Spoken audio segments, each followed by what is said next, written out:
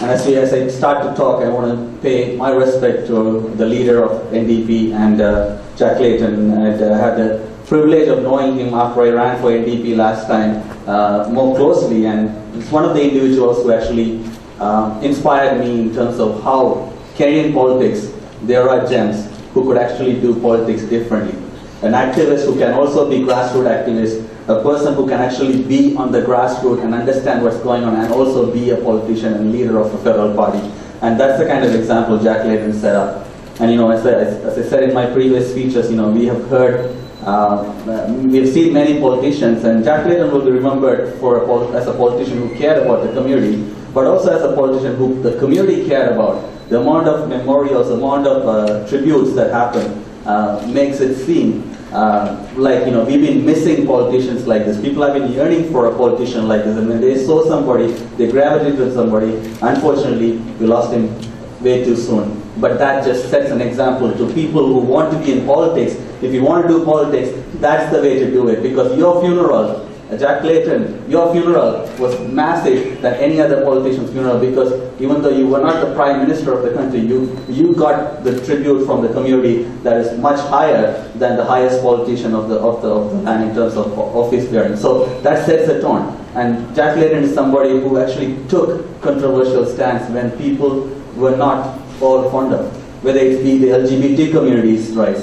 whether it be the rights of the homeless people, whether it be the rights of the transgender people, whether it be against violence against women, whether it be about negotiation with Taliban when things are happening in Afghanistan, whether it be the Tamil community when people were saying don't associate with these people, he took a stand and he stood with it. He never thought this is going to be politicized.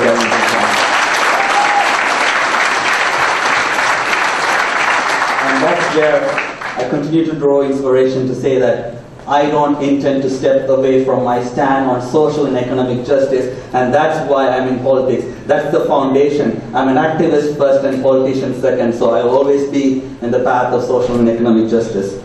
Today, as I stood there, we marched on the Labor Day parade, and then finally we ended up on the platform greeting the rest of the workers, thousands and thousands of workers from all different sorts of unions walking through, celebrating Labor Day.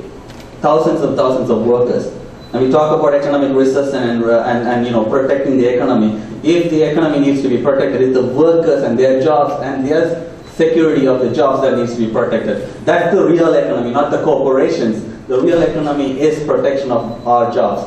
These workers work hard, day in and day out, to make ends meet, to make sure that they are actually building this country and giving the economic growth. And as we saw thousands and thousands of brothers and sisters pass through, I was inspired. This is the face of our economy, not the corporations, and we need to be able to. I'm talking about the large corporations that still continue to benefit. And we talk about the recession and how recession has made a lot of the things that we're seeing around cuts and so on, job cuts and so on. But it wasn't the workers, it wasn't the hardworking families, it wasn't the people who are working regularly that caused the recession.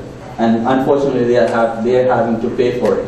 And we need to change that. So, as an economic justice advocate, I will continue to advocate for good jobs here, green jobs here, sustainable jobs where benefits are there for people, where people are actually making enough so that they don't have to work 3 jobs to make sure that their children are fed. They don't have to give 60-70% of their income into rent or mortgage. And as Nigel spoke, I have to say, Nigel, your speech at the Toronto deputation was huge. I was watching it on live streaming, and as more and more people came, that was at 2 o'clock, 3 o'clock you made the speech? Night. And people like Nigel and people who work for education passionately continue to inspire us. And I started off, many of you know I started off as a youth worker.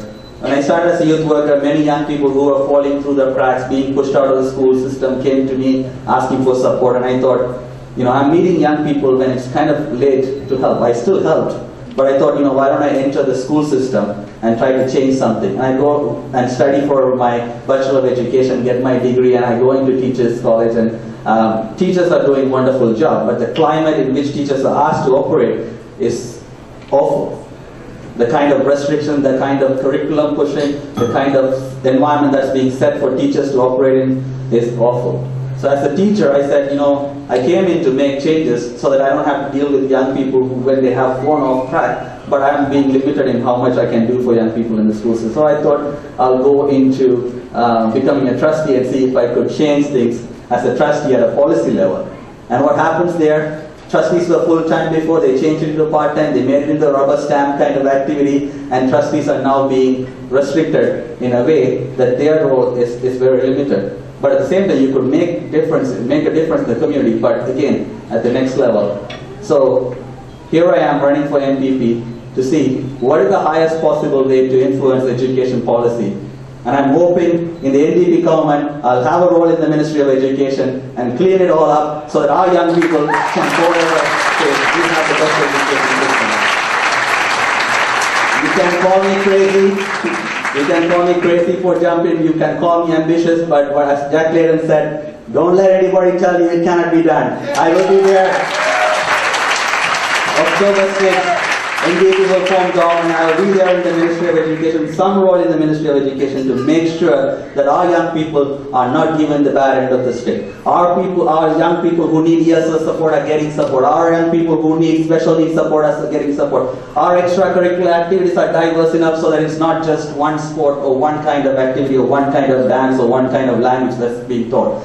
Our curriculum changes so that our histories of various parts of the world, Asia, Africa, South America, are reflected into our curriculum. These are changes that are needed, because if these changes don't happen, regardless of how much we do as a youth worker, regardless of how much we do as a teacher, we make an impact, but we are always operating under a system that is made to work the other way, and we are always working against the current. So let's take the current so that we can actually create an education system that actually does not leave any student behind. And I hope I'll have your support so that we can achieve that goal of making the education system work. Around healthcare, I said this before as well. My father is a nurse. He was a nursing instructor. I never appreciated the role of a nurse until I had a baby. We were in the hospital, 2-3 days, and the role of the nurses just got highlighted right in front of me. And I said, within 24 hours or within like 1 day span, we had a nurse from Philippines, we had a nurse from Jamaica, we had a nurse from, I think, Afghanistan. We had the healthcare system. Regardless of where they were from, their service was amazing.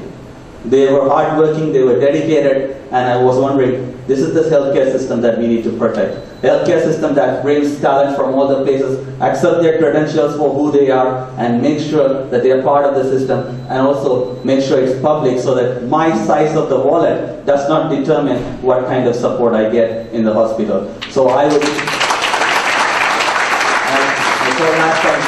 a better appreciation for the job my dad does now that I have gone through the healthcare system and experienced the positive side of it. But at the same time, I know, again, nurses are working with conditions that are not necessarily ideal for them to do the job.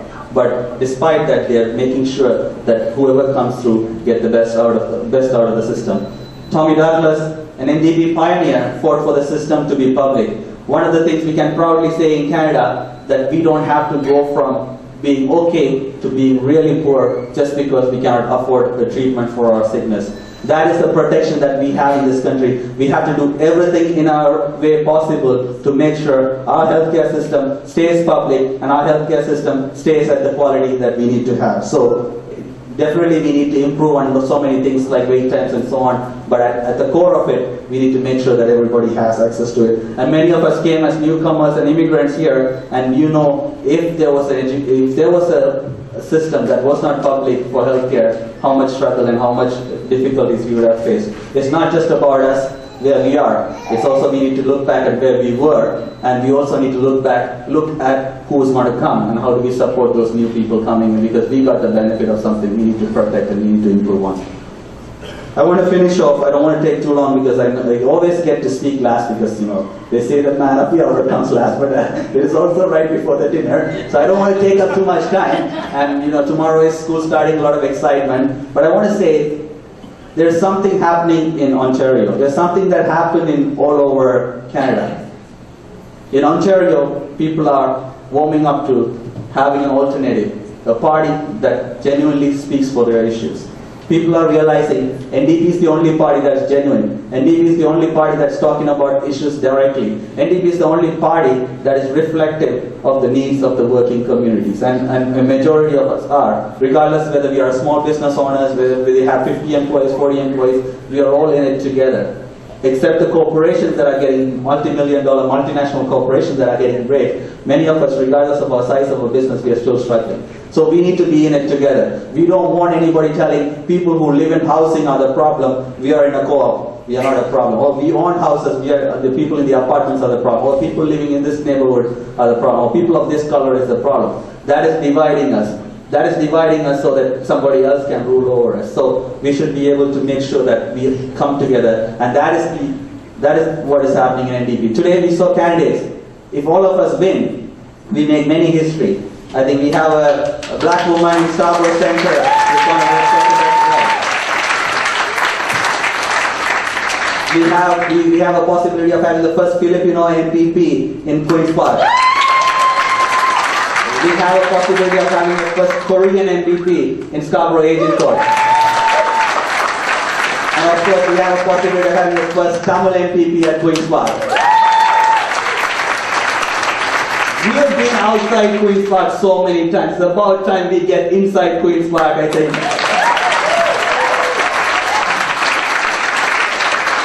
And this level, these are young people who understand various communities, who understand their own identity, their own communities, but also understand the benefits of Canadian systems and so on, who can bridge the communities. That's why these young candidates are getting tremendous amount of support from their communities and from mainstream communities, quote-unquote mainstream communities, so that we can actually make the change. Imagine if NDP forms the government, the way NDP caucus will look will be reflective of the population of Ontario. This will be the first time we will be able to proudly say the caucus of NDP, the government that formed, is reflective not just of the different colors, but also of the age diversity, and bringing a lot of energy from young people into the political system. I want to finish off by thanking all of you again. Many of you have been through with me for a number of elections now. I'm losing count as well. But I think one of my passion is to make sure we break through barriers so somebody else can follow through. You know, we have young people willing to take on trustee role now. Many young people ran in the last municipal election. If you look at the average age of Tamil people interested in politics, about a decade ago, and average age of Tamil people interested in politics now, we have changed what politics looks like for young people and got them engaged, because they are the ones who are going to be able to take the approach and have the vision that people like Jack Clayton has left us with. So hopefully you will continue to support me in me trying to break through barriers so that we have more and more racialized communities, people who look like us, people who have experienced what it means to work hard and make ends meet to be in the government. Thank you very much again for coming today.